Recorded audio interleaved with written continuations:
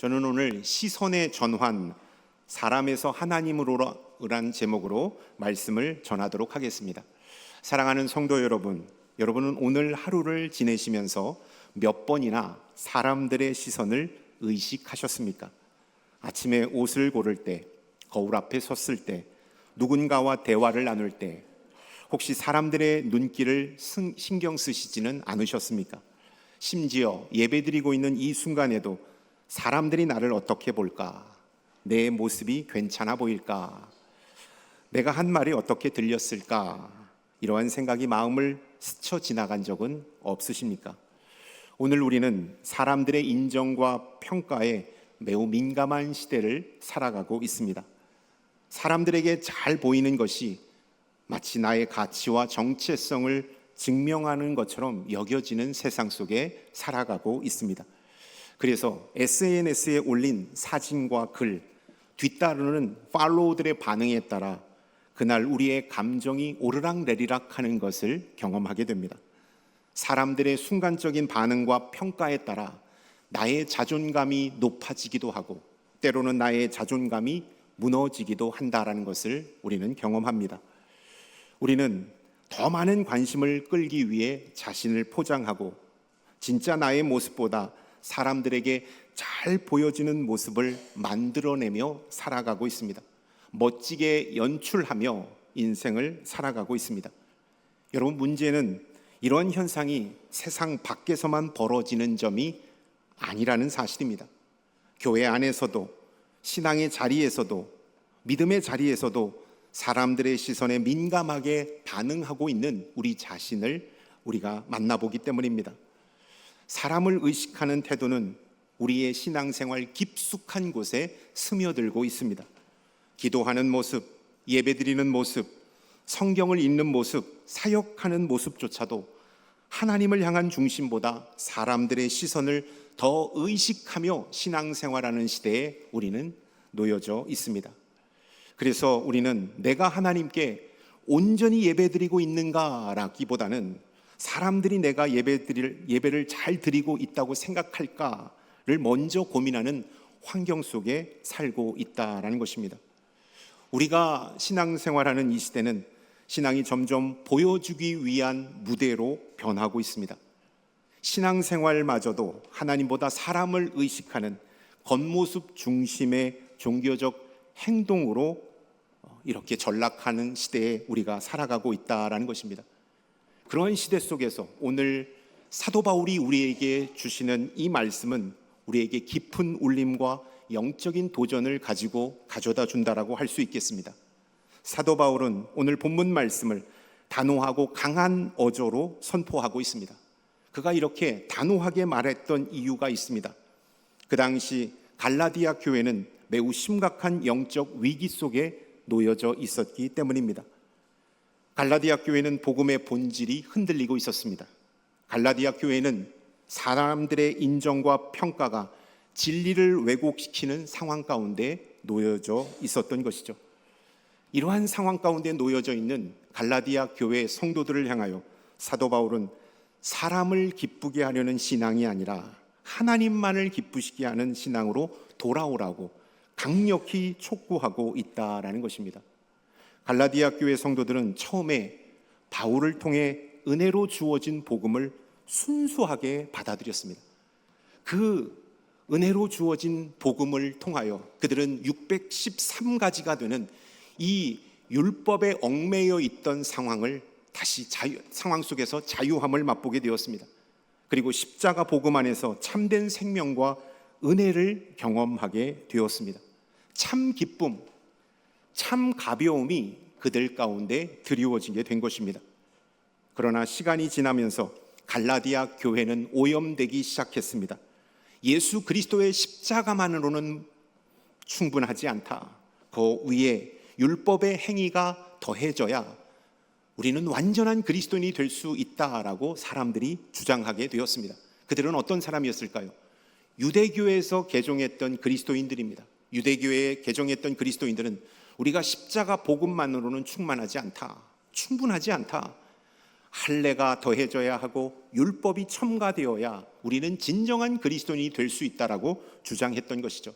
그래서 처음 복음으로 인하여 율법의 멍에로부터 자유함을 맛보았던 갈라디아 교회 성도들은 예수 그리스도의 십자가도 붙들면서 율법과 할례도 겸하여 섬기고 있었던 그 상황 속에 놓여져 있었던 것이죠. 그 결과 처음 받았던 순수했던 복음의 중심에서 그들은 점점 벗어나고 있었습니다. 사도 바울은 이 사실을 너무나도 안타깝게 여겼기 때문에 이렇게 말씀하고 있는 것이죠. 사람이 아닌 하나님을 기쁘시게 하는 신앙으로 돌아오십시오. 우리의 신앙이 사람을 위한 신앙이 되어서는 안 됩니다라는 사실을 강력하게 선포하고 있다라는 것입니다. 여러분, 하나님보다 사람을 바라보는 신앙이 왜 위험할까요? 사람을 바라보면 신앙의 기준이 흔들리는 것입니다. 여러분, 사람을 바라보고 신앙생활하면 여러분, 사람은 늘 변덕스럽습니다. 각기 다른 기준과 기대를 가지고 있습니다. 그래서 사람을 만족시킬 수가 없는 것입니다. 사람을 바라보고 신앙생활하면 우리는 늘 언제나 흔들리는 신앙의 소유자가 될 수밖에 없습니다. 신앙의 기준이 상대적이기 때문입니다. 사람의 마음을 충족할 수가 없기 때문입니다. 갈라디아서 2장에 보면 사도 베드로가 이방인들과 함께 식사를 나누는 장면이 등장합니다. 그때 유대인들이 그 식사하는 곳에 들어오자 그만 베드로는 슬그머니 그 자리를 피하는 것을 보게 됩니다. 복음의 자유를 실천하다가 사람의 눈치를 보고 물러서는 베드로를 보게 된다라는 것입니다. 복음의 자유로 이방인들과 식사하다가 유대인들이 들어오니까 사람들의 눈치를 보고 물러서는 이 베드로의 모습, 이 모습을 보고 바울은 크게 그를 책망하였습니다.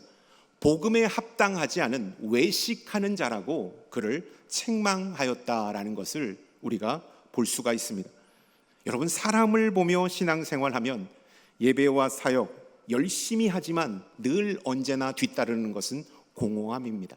사람을 보고 신앙생활하고 사람의 만족을 얻기 위하여 우리가 열심히 영적인 생활을 하면 할수록 영적인 공허함은 우리를 더 괴롭히게 될 것입니다. 영적으로 육적으로 피곤함이 더 몰려오게 될 것입니다. 우리의 신앙도 마찬가지입니다. 예배를 드릴 때, 기도를 드릴 때, 헌금을 드릴 때 하나님보다 옆 사람의 시선을 더 의식하고 있다면 우리의 신앙은 이미 그 중심을 하나님이 아니라 사람에게 내어주고 있다라는 사실을 우리는 명심해야 합니다. 기도를 길게 해야 신앙이 깊어 보이겠지. 헌금을 많이 해야 헌신적으로 보이겠지. 이러한 생각은 신앙의 기준이 하나님이 아니라 사람에게 옮겨졌다라는 증거가 된다라는 사실을 우리는 명심해야 합니다. 그렇다면 나는 하나님을 의식하며 신앙생활하고 있습니까? 아니면 사람을 의식하며 신앙생활하고 있습니까? 예수님은 마태복음 23장 27절의 말씀을 통하여 겉과 속이 다른 바리새인들을 향하여 회칠한 무덤이라고 책망하셨습니다. 주님은 우리가 겉사람이 화려한 그리스도인이 아니라 속사람이 충만한 그리스도인으로 살기를 원하신다라는 것입니다. 하나님보다 사람을 바라보는 신앙이 위험한 두 번째 이유는 무엇일까요? 사람을 바라보면 신앙이 외식으로 변질됩니다.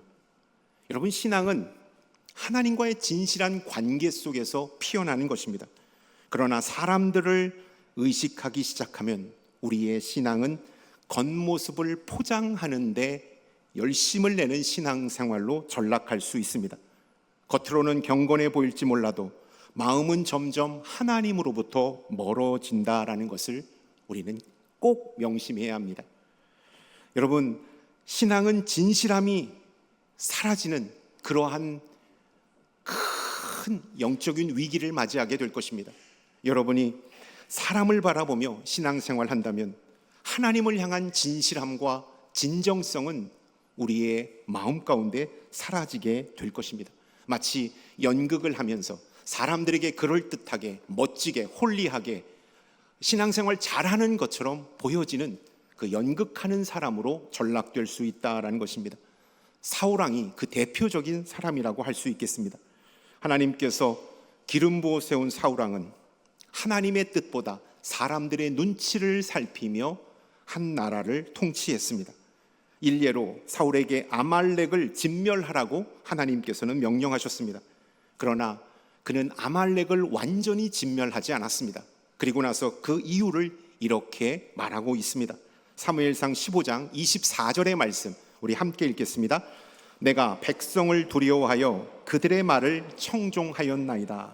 사람을 두려워하였기에 하나님의 명령을 저버렸다라는 사실을 성경은 우리에게 말씀하고 있습니다. 하나님의 뜻을 알았지만 사람들을 의식하느라 하나님의 명령 앞에 불순종한 사울을 하나님은 내리게 하셨습니다. 그리고 다윗을 세워 다시 이스라엘을 통치하게 하셨음을 성경은 우리에게 가르쳐주고 있습니다. 여러분, 하나님은 우리의 겉모습이나 말이 아니라 마음을 보시는 분이심을 여러분 꼭 기억할 수 있기를 바랍니다. 사람을 지나치게 의식하는 신앙은 점점 신앙의 진정성을 잃어버리게 될 것입니다.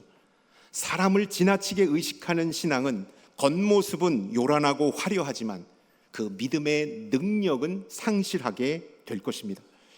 19세기 독일 철학자 가운데 쇼펜하우어가 그의 책 인생 수업을 통하여 이러한 말을 했는데요, 제가 한번 읽어드리겠습니다. 남의 시선을 의식하지 마라. 다른 사람이 나를 어떻게 볼까 하는 생각에 너 자신을 가두지 마라. 그 순간부터 너는 내 인생의 주인이 아니라 타인의 눈빛에 흔들리는 노예가 된다라고 말하고 있습니다. 여러분, 사람의 시선에 따라 우리가 인생을 살아가면 우리는 결코 자유롭지 않은 인생을 살아가게 되는 것입니다. 사람의 눈을 의식하며 신앙생활하면 우리는 자유롭게 신앙생활하지 못하고 늘 언제나 사람의 눈치를 보며 신앙생활하게 될 것입니다. 여러분, 저도 담임 목사로 섬기고 있지만 성도님들의 시선을 외면할 수가 없습니다. 성도님들의 시선을 저도 의식하며 살아가고 있습니다. 일례로 제가 설교에 올라오기 전에 이 의자에 앉아 있을 때 성도님은 제가 물을 몇 번 마시는지, 이마를 몇 번 만지고 또 넥타이는 잘 되어 있는지를 다 보십니다. 안 보는 척하면서 저를 다 보고 계시다라는 것이 눈총이 따갑게 느껴집니다. 저는 여러분들을 의식하지만 여러분들 의식해서 일부러 연기는 하지 않습니다. 그렇지만 여러분들의 예배드리는 것이 방해가 되지 않기 위해 최대한 절제하며 그 자리에 앉아 있습니다. 그러나 여러분의 시선은 다 한 몸에 받고 있다라는 것을 여러분 기억할 수 있길 바랍니다. 제가 예전 교회에서 미국에 출장을 갈 때 이렇게 항공기를 탔습니다. 그래서 속으로 생각했어요. 시차 적응 바로 하려면 영화 한 3편 보고 조금 쉬었다가 내리면 바로 시차 적응 되겠다라고 생각하고요, 마음을 먹고 평소에 영화관을 잘 갈 수 없으니까 영화를 이렇게 몰아보기 시작했어요. 근데 저쪽 대각선에 어느 한 분이 성경책을 들고 그 탁자 위에 올려놓고 계속 성경 봤다가 기도하다가 좀 좋으셨다가 계속 성경을 보시더라고요. 상당히 찔렸습니다. 아이고, 제발 우리 교회 성도님은 되지 마라, 그 마음을 갖고 있었어요. 근데 아닌가 다르게 내릴 때 목사님 안녕하세요 하고 저한테 반갑게 인사를 하시는 거예요. 저는 그분을 잘 모르는데 너무 반갑게 인사하는 거예요. 너무 제가 부끄러웠습니다. 그래서 제가 성도님께 좀 농담을 했어요. 저는 시차 적응 하려고 영화 봤는데 늘 성경책 계속 읽고 계시더라고요. 평소에 제가 성경을 못 읽어서 그냥 비행기 안에서 지루할까 봐 하나님 말씀 읽었습니다. 근데 성도님 진작에 저한테 인사를 해주시죠. 왜 내릴 때 인사를 해주셨어요?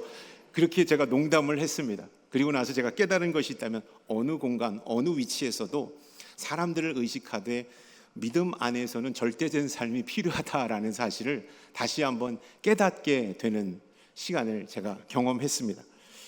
여러분, C.S. 루이스가 쓴 스크루테이프의 편지라는 책이 있습니다. 아마 읽어보신 분들도 있을 거라고 생각이 됩니다. 스크루테이프는 사탄입니다. 그 사탄 스크루테이프가 그의 조카 웸 우드에게 이렇게 조언합니다. 환자는 인간을 지칭하는데요, 환자를 하나님으로부터 떨어지게 하는 방법 3가지가 있다. 하나님으로부터 멀어지게 하는, 인간을 하나님으로부터 멀어지게 하는 3가지 방법을 내가 가르쳐 줄게 라고 하면서 가르쳐 줍니다. 그 3가지 방법을 이렇게 스크루테이프는 얘기합니다. 자기 자신을 의식하게 만들어라. 타인의 시선에 민감하게 반응하도록 의식하게 만들어라. 그리고 자기 자신의 감정 상태를 의식하게 만들어라. 자기 감정에 깊이 빠지게 만들어라. 그 사람은 아무리 뜨거운 신앙을 갖고 있지만 이 세 가지 덫에 걸린다면 반드시 하나님으로부터 멀어지게 될 것이다 라는 조언을 해 주었어요. 여러분, 우리가 타인의 시선에 민감하게 반응하고 그 시선을 의식하며 살아가는 순간부터 우리는 신앙에 대한 진정성을 잃어버린 채 보여주는 신앙으로 우리의 믿음이 전락할 수 있다라는 사실을 우리는 기억해야 합니다. 사랑하는 성도 여러분, 이처럼 사람의 시선을 지나치게 의식하는 삶은 우리의 신앙을 올가매는 족쇄가 된다라는 것을 우리는 기억해야 합니다. 사람들의 평가와 인정에 기대어 살면 마음은 늘 불안하고 흔들릴 수밖에 없습니다. 저 사람이 나를 어떻게 볼까? 저 사람이 나의 신앙을 어떻게 평가할까를 늘 고민하며 불안해하며 살 수밖에 없습니다. 그러면 주님께서 주시는 참 복음의 기쁨과 감사함을 잃어버린 채 우리는 신앙생활하게 된다라는 것입니다. 사도 바울은 그런 우리들에게 이렇게 강력하게 다시 한번 선포하고 있습니다. 내가 지금 사람들에게 좋게 하랴, 하나님께 좋게 하랴. 내가 지금까지 사람들의 기쁨을 구하였다면 그리스도의 종이 아니니라. 아멘. 여러분, 이 고백은 우리의 신앙이 누구를 향해 열려 있어야 하는지 묻는 강력한 질문이라는 사실을 꼭 기억할 수 있기를 바랍니다. 누구를 향하여 우리의 신앙이 열려 있습니까? 하나님을 기쁘시게 하려는 삶은 사람들의 평가와 시선을 넘어서는 신앙입니다. 하나님께서 주시는 사랑과 은혜 안에 뿌리 내리는 삶이라는 것을 우리가 기억할 수 있기를 바랍니다. 우리가 신앙생활할 때 사람의 시선과 인정을 넘어서는 하나님을 기쁘시게 하는 삶이 우리의 신앙의 삶이 될 수 있기를 축원합니다. 아멘. 그리스도의 종으로 부름받은 우리는 이제 사람의 시선을 의식하며 사는 것이 아니라 하나님의 마음을 바라보며 사는 자가 되어야 합니다. 내가 하는 말, 내가 행동하는 모습, 내 생각, 내 선택이 하나님을 기쁘시게 하는 것인지를 우리 스스로에게 질문해야 합니다. 지금 내가 하고 있는 일이 하나님을 기쁘시게 하는 일인가? 내 말과 행동이 하나님 앞에서 정직하고 거룩한가? 내가 만나는 사람들을 하나님의 사랑으로 사랑하고 있는가? 여러분, 이 질문을 우리의 마음에 품고 하루하루를 살아갈 때 우리는 점점 사람의 눈치를 보지 않는 사람이 될 것입니다. 하나님의 시선을 따라가는 성숙한 그리스도인이 된다라는 사실을 여러분 기억할 수 있기를 축원합니다. 아멘. 우리가 진정 하나님을 바라보며 살기를 원한다면 여러분, 하나님의 시선을 의식하는 실제적인 믿음의 훈련이 필요합니다. 하나님을 의식하며 살아갈 수 있는 믿음의 훈련이 우리 안에 있어야 우리는 사람의 시선이 아니라 하나님의 시선을 의식하며 살아갈 수 있는 믿음의 사람이 되는 것이죠. 저는 성경 인물들을 통하여 실제적으로 하나님의 시선을 따라 살아가는 실제 삶의 적용과 훈련을 여러분에게 말씀드리고자 합니다. 하나님의 시선을 의식하는 실제적인 믿음의 훈련 첫 번째는 하루의 시작을 하나님으로부터 시작하십시오. 다윗은 하루의 시작을 이렇게 고백합니다. 시편 5편 3절에 이렇게 고백합니다. 여호와여, 아침에 주께서 나의 소리를 들으시리니 아침에 내가 주께 기도하고 바라리이다. 다윗의 하루는 사람들을 향한 명령이나 상황의 압박이 아니었습니다. 하나님께 드리는 기도로부터 하루가 시작되고 있음을 성경은 우리에게 가르쳐주고 있습니다. 아침의 첫 시간을 하나님께 올려드리며 그날의 삶을 주님께 의탁하고 있는 다윗의 모습을 만나보게 되는 것입니다. 여러분, 하루의 첫 시작을 하나님께로 향할 때 그 시간이 짧든 길든 그 순간 우리의 시선은 세상의 시선에서 하나님의 시선으로 옮겨진다는 사실을 여러분 꼭 기억할 수 있기를 축원합니다. 하루의 첫 시간 하나님 앞에 올려드릴 때 우리는 그 시간을 통하여 세상에 빼앗겼던, 세상에 사로잡혔던 시선이 하나님께로 고정되는 그 큰 은혜를 누리게 될 것입니다. 새벽 제단을 쌓고 하루를 시작한다면 우리의 마음은 상쾌하고 영적으로 충만함을 경험하게 되는 것입니다. 저는 새벽 예배 이렇게 나올 때 아침 먹을 것을 미리 싸놓습니다. 그날 저녁 때 미리 다 도시락을 준비해서 이렇게 출근을 합니다. 새벽 예배 마치고 개인 기도 끝나면 7시인데 7시부터 9시 반까지 우리 교육자 회의와 기도회까지는 2시간 반이 남아있는데, 이 2시간 반이 저에게는 가장 충만하고 가장 홀리하고 가장 기쁨이 넘치는 시간이에요. 이 시간이 너무나도 행복해요. 이 시간 밥 먹으면서 찬양을 크게 틀어놓고, 또 끝나면 개인 큐티 경건 훈련 제가 다시 하고 성경을 읽고, 또 하루에 세 분씩 여러분이 연초에 내신 중보기도 카드로 기도하다가 그것이 궁금하고 더 기도 제목이 없는지를 여쭤보기 위해서 아침에 카톡도 보내고 문자도 보내고 전화도 드립니다. 전화상으로 또 기도도 해드립니다. 그러한 과정들, 그리고 책 읽고 기도하고, 이렇게 시작한 하루는 충만함으로 시작하는 겁니다. 그래서 오늘 하루 살아보지 않았지만 오늘 하루 승리의 예감을 느끼는 것을 경험하게 됩니다. 반대로 늘 언제나 사역의 압박, 또 사람들에게 이렇게 놓여지게 되고 세상의 소리에 귀 기울이면서 하루를 시작하면 늘 언제나 불안으로, 또 눈치로, 비교와 경쟁으로 하루를 살아가는 제 자신을 바라보게 됩니다. 여러분, 하루의 첫 시작을 경건으로 시작할 때 우리는 하나님께 시선을 집중할 수 있는 능력을 공급받는다라는 사실을 여러분 기억할 수 있기를 축원합니다. 아멘. 마가복음 1장 35절은 이렇게 말씀합니다. 새벽 미명에 한적한 곳으로 나아가 하나님께 기도하셨습니다. 예수 그리스도께서 첫 시간을 하나님 앞에 올려드린 것입니다. 하루의 첫 시간을 하나님께 드리는 이 단순한 훈련이 우리를 겉모습이 아니라 중심으로 살아가는 그리스도인으로 이끈다라는 사실을 여러분 기억할 수 있기를 축원합니다. 아멘. 하나님의 시선을 의식하는 실제적인 믿음의 훈련, 두 번째는 사람의 칭찬보다 하나님의 인정을 더 소중히 여기십시오. 마태복음 6장에서 예수님께서는 중요한 진리를 계속해서 반복하여 말씀하고 있는 것을 보게 됩니다. 그 말씀은 어떤 말씀일까요? 은밀한 중에 보시는 내 아버지께서 갚으시리라. 은밀한 중에 보시는 내 아버지께서 갚으시리라. 기도할 때나 구제할 때나 금식할 때나 모두 하나님은 우리가 행하는 모든 일 은밀한 중에 보신다라는 사실을 말씀하고 있는 것입니다. 그러나 우리는 은밀한 중에는 하나님 앞에 집중하지 못하는 우리의 모습을 보게 됩니다.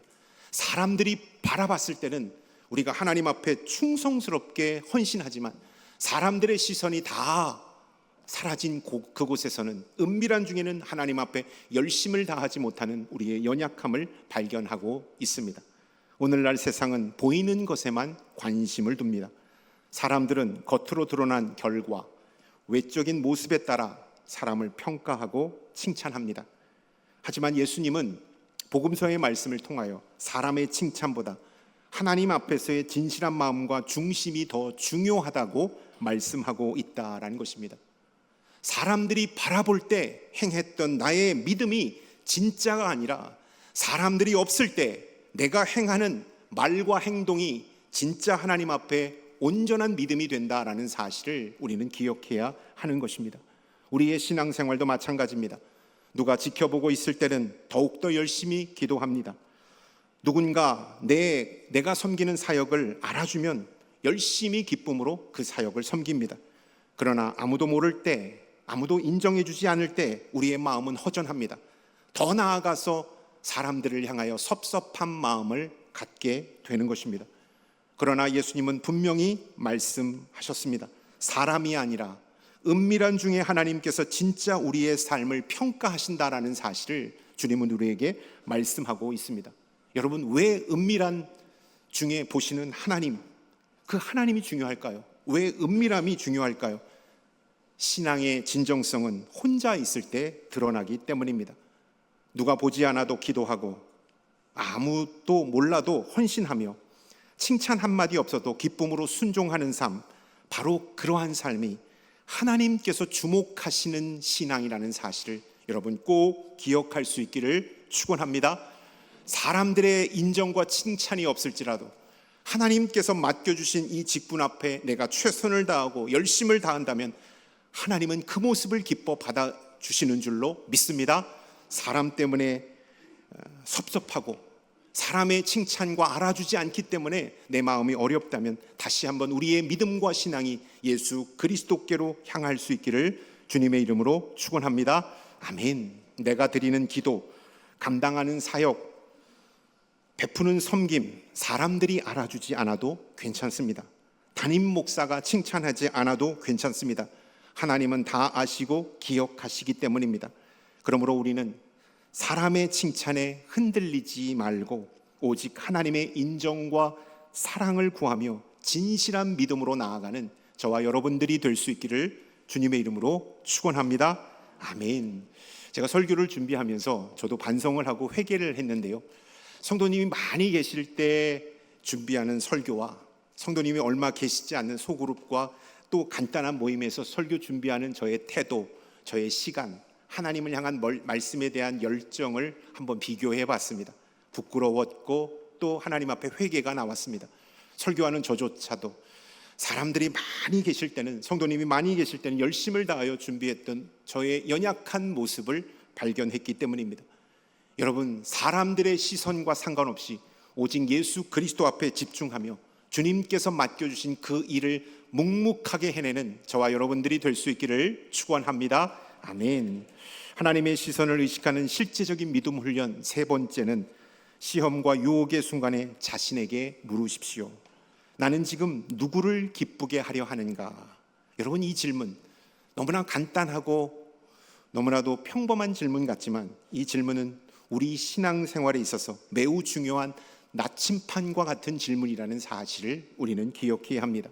유혹의 순간에, 갈림길에 설 때 우리는 이 질문을 던지며 다시 한번 우리의 믿음을 주님께 올려드려야 합니다. 흔들리는 세상 속에서 사람들을 향한 시선 대신 하나님의 시선을 의식하며 나아가는 믿음의 사람이 되어야 한다라는 것입니다. 여러분, 요셉을 우리가 잘 알고 있습니다. 요셉이 보디발의 아내의 유혹을 물리쳤죠. 어떻게 그 유혹을 이길 수 있었을까요? 창세기 39장 9절은 이렇게 말씀합니다. 내가 어찌 이 큰 악을 행하여 하나님께 죄를 지으리이까? 요셉이 유혹을 이길 수 있었던 비결은 하나님의 시선을 의식했기 때문입니다. 사람이 아닌 하나님의 시선을 의식했기 때문에 그는 시험을 견딜 수가 있었다라는 사실을 우리는 기억해야 합니다. 여러분, 종종 우리는 사람의 시선은 기가 막히게 분별하고 민감하게 반응하지만 사람의 시선보다 더 확실하고 더 강력한 하나님의 시선은 둔감하게 받아들일 때가 너무나도 많습니다. CCTV가 있지 않은 그곳에서도 하나님의 시선은 여전히 작동 중인데도 불구하고 우리의 영적인 감각은 무뎌서 하나님 앞에 그 시선을 온전히 올려드리지 못할 때가 참 많다라는 것입니다. 왜 넘어질까요? 왜 신앙생활 하다가 시험을 극복하지 못할까요? 고난 앞에 무릎 꿇을까요? 여러 가지 인생의 크고 작은 어려움 속에서 만신창이가 될까요? 여러분, 세상의 시선, 세상의 기준과 잣대를 가지고 우리 자신을 평가하는 자가 아니라 하나님의 시선을 바라봄으로 다시 한번 믿음으로 나아가는 저와 여러분들이 될 수 있기를 주님의 이름으로 축원합니다. 하나님의 시선을 바라볼 때 우리는 절망 가운데 있지만 소망으로 일어날 수 있습니다.